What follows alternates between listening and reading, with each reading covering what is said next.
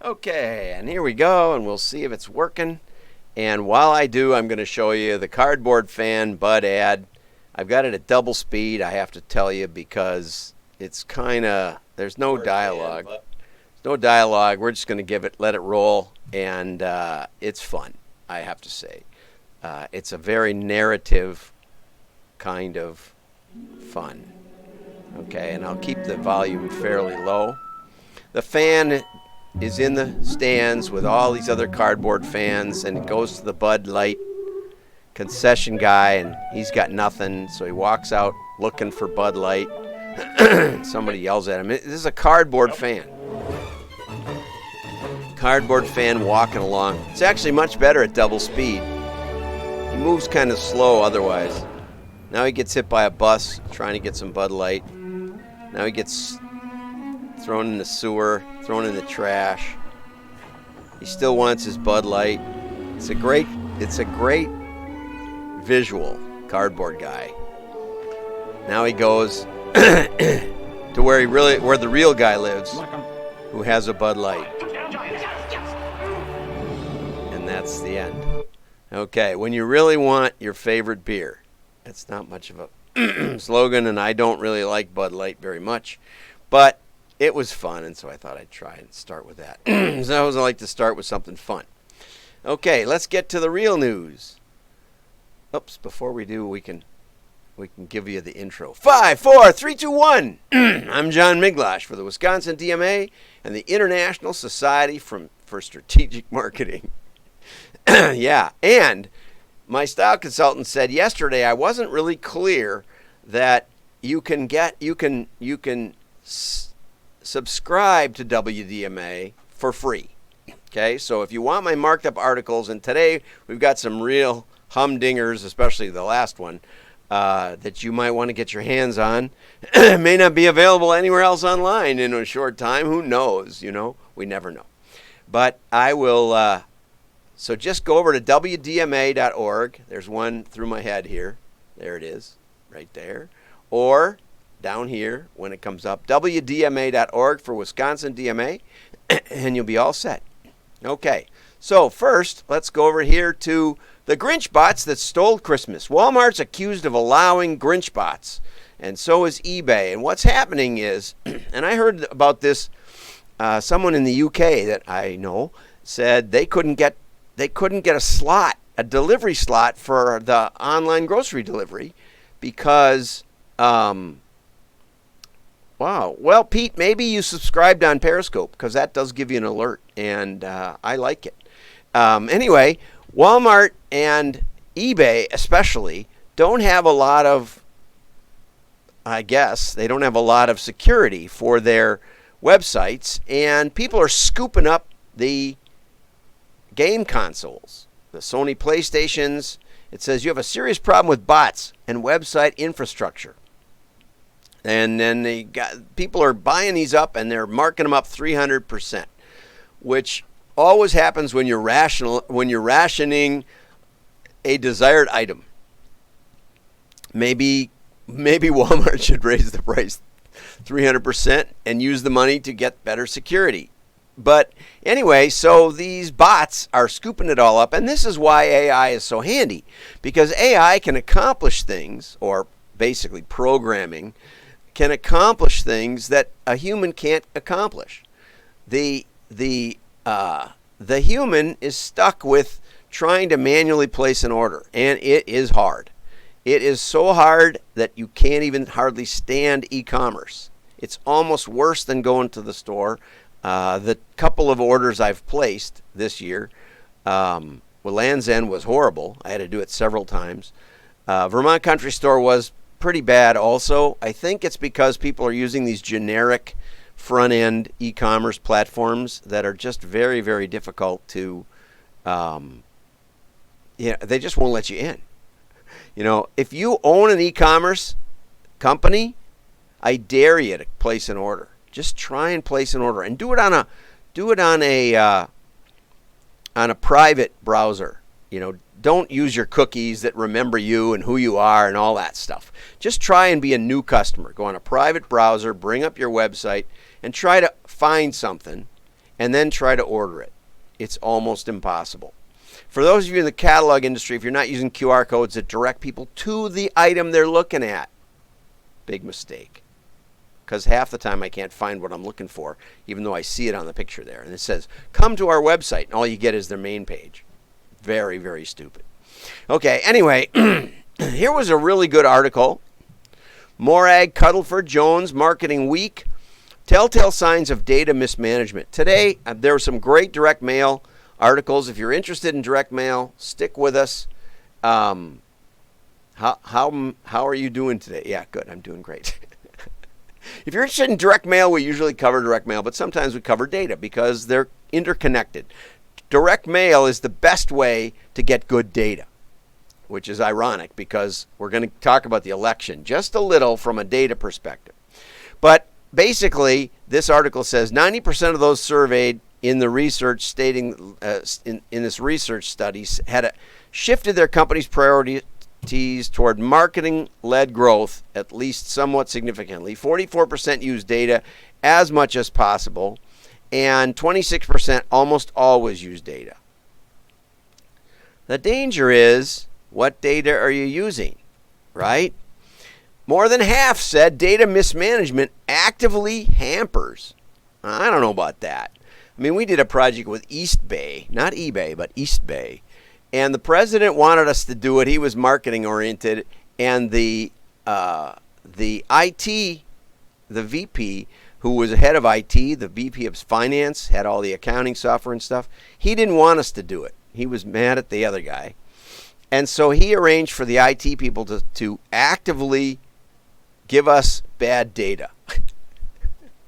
We still did okay, but we had a $1 million contract on the table, and we lost it because we didn't win the test.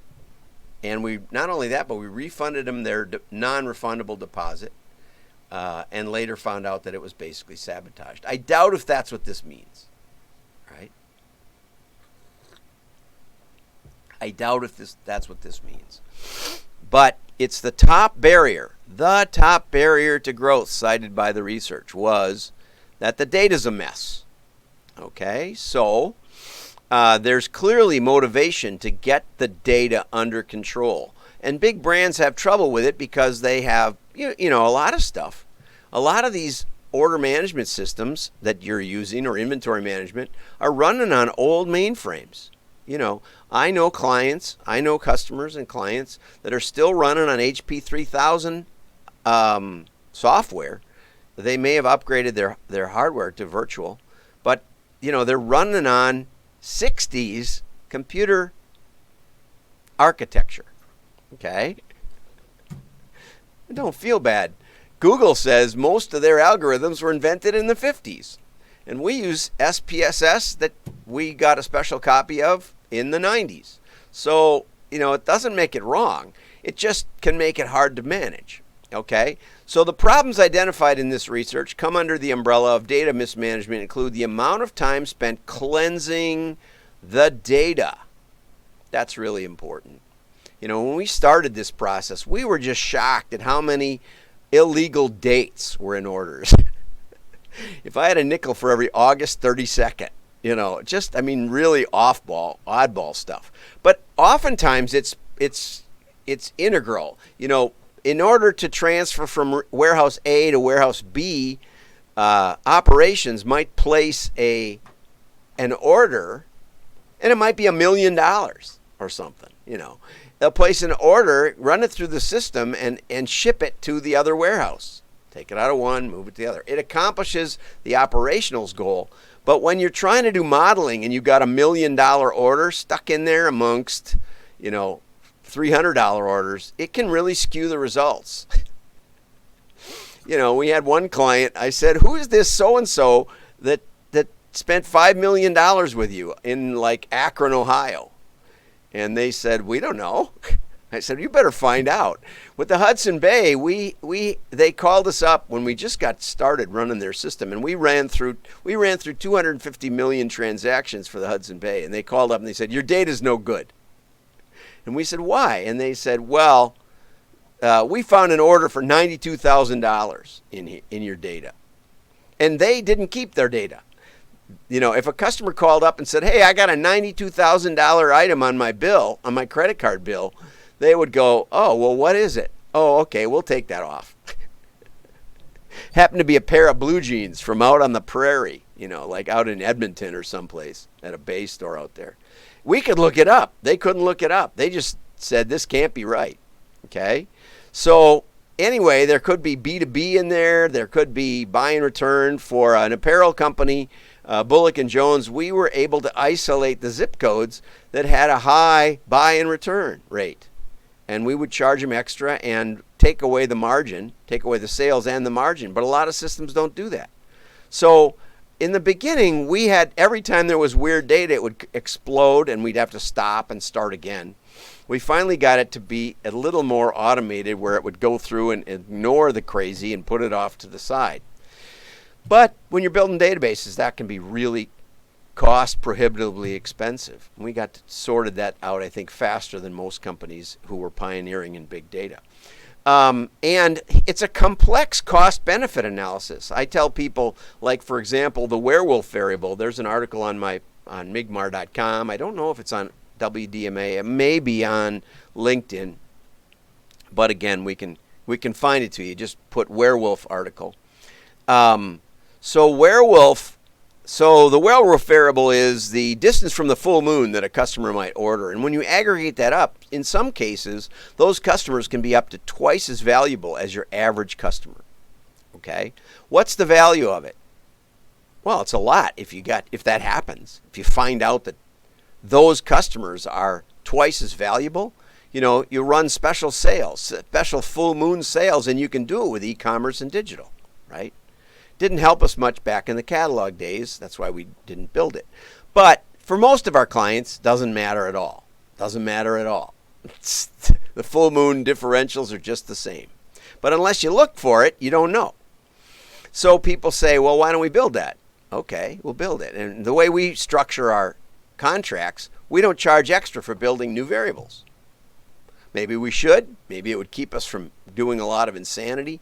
But that's kind of how we work. So we want to have the innovation be baked into the process. But the problem always is with data is you say to your IT department, we want the werewolf variable just like John has. And they say, well, it's going to cost you 10 grand or whatever. It's really hard to build. You have to have tables and stuff. It's not something you can just say, oh, let's just take the 15th of the month or something. Anyway, or every 28th day or something. You can't do that. You can't just, it moves faster and slower. It's pretty fascinating. But anyway, they'll say, okay, it takes $20,000 to build it. How much is it going to get you? You don't know. Till you run it, you don't know. Be cheaper to run a test with us and find out. Might make you more money than the rest of the modeling put together. Okay, pragmatism says we should deliver the best ROI, but that won't necessarily help you when you get a new idea like that. It's a misapprehension that we need more data. The more data you have, the more spurious correlations you'll have, and the more nonsense you'll have. I can tell you, because that's 90% of what we do in modeling, is we throw out the crazy stuff. Smart data people can strike fear into business leaders' hearts. 35% struggle with getting enough smart people. Okay, not everyone is a data scientist, but everyone has a data scientist on their team. We need more smart people who can look at data. But this data analysis isn't just a data skill. It's a linguistic skill. One of my clients told me we break every rule of statistical analysis.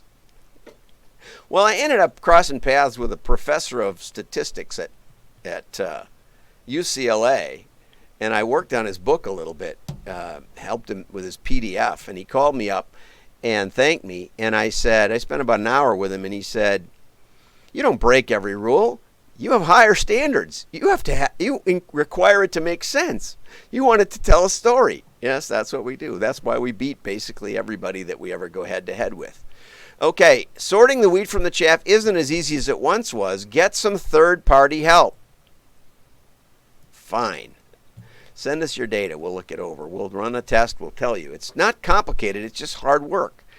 3 key elements: technology, people, and process.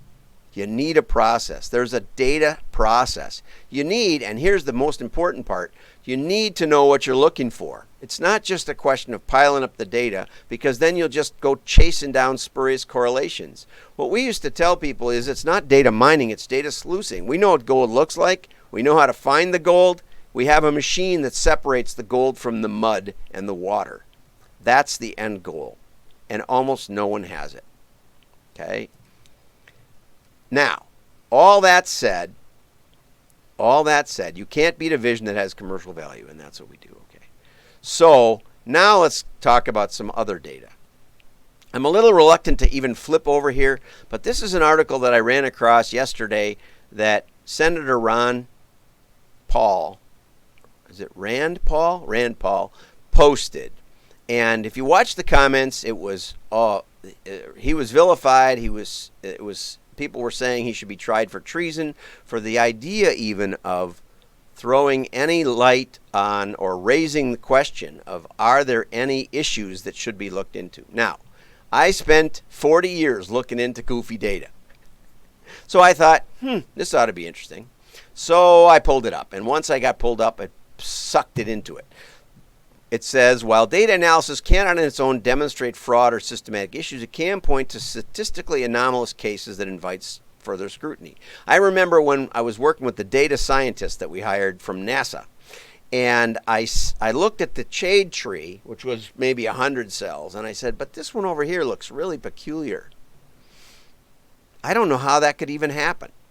And he said, oh, the rest of it looks fine. And I said, no, we can't do it that way. If there's one serious anomaly, we have to look into it. And it turned out the whole thing was broken. It looked good except for that one piece, okay? And my master's thesis is on how disconfirmation, an anomaly, actually reveals more information than confirmation. Confirmation doesn't tell you much of anything. It's only when things look broken that you get the insights. So I thought, well, let's see what looks like. And basically, there were 4 big batches of votes that went in 4 key states, and those 4 batches determine the election, determine the winner of the election. If they hadn't happened, and I'm not saying that they should be thrown away, I'm just saying if they hadn't happened, Trump wins. Since they happened, Biden is projected the winner. Okay? Simple as that. What do we do with those 4 batches of votes? Just 4 batches of votes. All came in at like 4 to 6 a.m. the next day. Now, I'm going to try and be really fair about this because, one side says, oh yeah, they all came in the middle of the night, probably semi-trucks full of fake ballots. Okay, well that could be the case. Well, I'm not saying how it was done. I'm not saying even what was done. But the other side says, oh yeah, well those were the mail-in ballots, and Trump said not to do mail-in ballots. I'm not aware that he did. I did an absentee ballot. A lot of my friends did. I don't know that anybody listens to what politicians tell them to do in the first place. So, but it turns out that some of the legislatures said you can't count these votes until after the polls close. I don't know why. That was a rule change. Now, there was also rule changes that said we'll allow basically any mail-in votes, whether they match or they don't. There's all kinds of rule changes. So this was a totally anomalous election. Many of the rules were thrown out in these key states. Really interesting to me. So here's what the vote batches look like in Michigan. And you're going along here, and the red is Trump. Trump is clearly, it looks like the differential may even be growing here. And then it seems to be closing up a little. And then, boop. And I don't know, it's 120,000 votes. Or something, in one batch. And as I said, the explanation is, well, these were all the absentee ballots, and we counted them all at once. And it's only, like one county, 2 or 3 precincts. I think maybe 1 precinct. Kaboom! Like that. I would have to say, with 40 years of experience, that looks odd. I would be looking into that. Okay? Don't know why, don't know how. That's where I would look. This is Wisconsin. Even better. It looks like in here the gap was not closing. and I went to bed and I estimated that based on results up to here, up to the midnight or so, based on those results, I would say that the differential in Milwaukee County was about 50,000 votes, and about half reporting. So I said, okay, based on that, another 50,000 votes, Trump wins by 70,000 or something, some number like that. In comes this one. Boop. And if you haven't seen this, I don't blame you. Nobody's covering it. Okay? And I'm just showing it to you. So if you think there's no evidence of something unusual, there's evidence of something unusual. Does this mean fraud? Does this mean cheating? I don't know. Nobody knows. I don't know if anybody knows. Maybe we'll figure that out. Here's another interesting thing from a statistical standpoint. I have never taken a statistical course except a videotape course from PBS called Against All Odds. I think it was about high school level. But big batches of votes explained by the forced to count them later. We're going to put them all in one batch. That's the explanation. Is that credible? Don't know. Big batches of votes come in, but normally the bigger the numbers, the closer to the mean they fall. Okay? Now, and only the small places, for example, let's say there's a precinct in northern Wisconsin that has one voter. People have moved away, there just isn't much going on. Or maybe 5 voters. We'll give it the possibility of actually being real. Let's say there's 5 voters.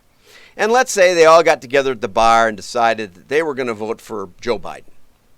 It doesn't matter. We would have 100% vote for Joe Biden. That is not that unusual, okay? I was in a room with 100 people or so at Ed Burnett's seminar in 1981, and of the 100, we all flipped a coin, and I got 5 heads in a row. I was the only one in the room. Ed asked, how many got 1 head, 2 heads, 3 heads, 4 heads, 5 heads? I was the only one. Now, in college, I'd practiced flipping a coin in a way that would come up the same every time if I wanted it to. I don't remember if I deliberately tried to do that, but it is possible. Okay, so when we see these anomalous pieces of data in our regular data analysis, in our loading of customer orders, we often see one big order somewhere. Okay, that's fine. Or one really odd margin or something like that. Usually and when we model, I try to get as many cells as is statistically viable. And so usually I try to get it down to like 5,000 in a cell. Okay, because 5,000 will get you at 1% 50 orders, and that's a pretty solid number in statistical uncertainty. But when I go below that, or even at 5,000, what you'll see in the modeling process is a lot of up and down stuff when you validate it. It's just jumpy. And when you go to 10,000 or 20,000, if you have a big mailing, if you're mailing 5 million, it won't be that jumpy. If you're mailing 500,000, it won't be that jumpy because it'll be 100 cells of 5,000, or you can do 80 cells of 6,000 or whatever it is. And so, but you mail 100,000 and you try to model it, it's not going to go much farther than RFM. And that's just the way it is. And that's why I tell clients, you need to have a certain size to make this AI analysis stuff work. Because it's just jumpy and you won't get a solid validation, you won't get a solid model. Okay? So, the principle is, the smaller the sample size, the smaller the batch size, the closer to the mean it falls, the less interesting it is. The smaller, the more interesting, but the less statistically valid it is. Does that make sense? Sure, you bet. Okay, so now what this author did was, and in one of the comments under Rand Paul, this author was completely discredited, but I didn't check out the discreditor or the author, so I don't. I'm just showing you the graphs, okay? And I've seen that boop graph before. Now, in this case, what was done, and this is Michigan, was we took the differential of votes. So how many were gained, okay? And how many were gained, and these are it's kind of a XY, it's kind of two things at the same time, okay? So, but what you see is that the differential, this is the differential here of how big of a gap was it. And, there's a vote over here for Trump, looks like. Here's some Trump votes, but it's fairly close to zero. Okay, so it's just a big batch, has a lot of votes in it. Okay, and Trump got a 50,000 differential. So there are some big batches, but they're close to zero. They're not really that far off the mean of, and there may be an explanation. In these situations, the thing that we can do is look to context. Is this an area that always does that every election? How about 2016? Okay, so over in here, this is Michigan, and what we see, the unusual part about this is that this batch was both by far the largest, way off the mean. Not sure why they did that.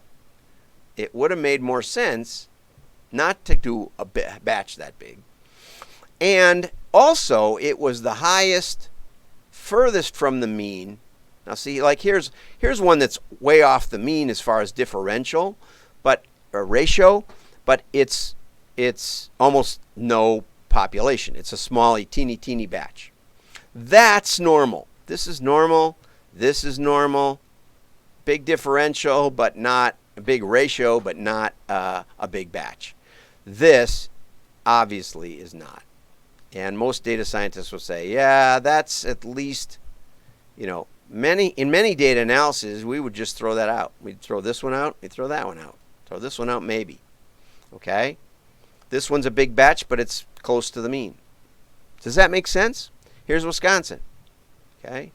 And this is the differential of third party, where the third party people almost got the same number of votes as Trump did. It's, again, an odd thing. Here's Wisconsin. Again, this is that one batch. Way, way, way, way, way out here. Most of it's right here. Okay? Big batches.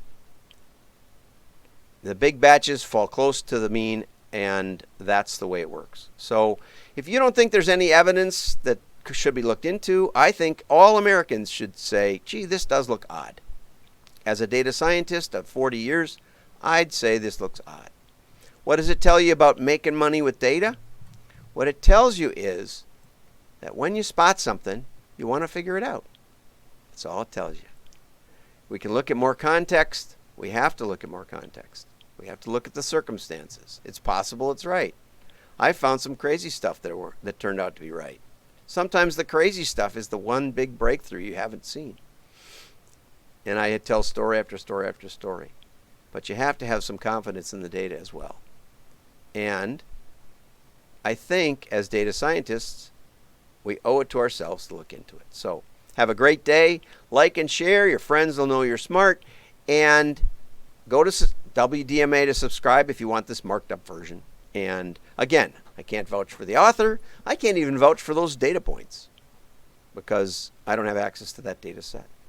But I can say on first glance, it does look peculiar. I will grant that it's peculiar to anyone. Have a great day. Bye-bye.